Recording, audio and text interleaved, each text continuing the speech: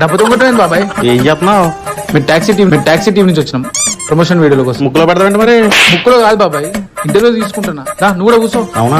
పోయినసారి మీరు ఎవరినేసారు? ఎవరిని?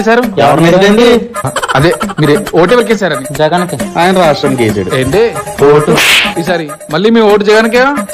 అది కాదు బాబాయ్, కొంచెం అర్థం చేసుకో.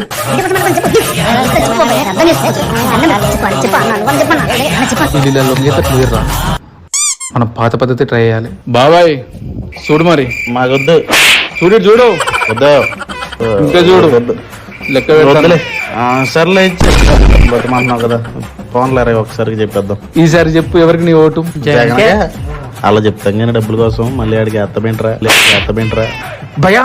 ఈసారి కూడా మీ ఓటు మాకేనా? ఓట్లే అనుకున్నాను, ప్రమోషన్ వీడియోలు కూడా డబ్బులు ఇచ్చుకుంటున్నారా మీరు?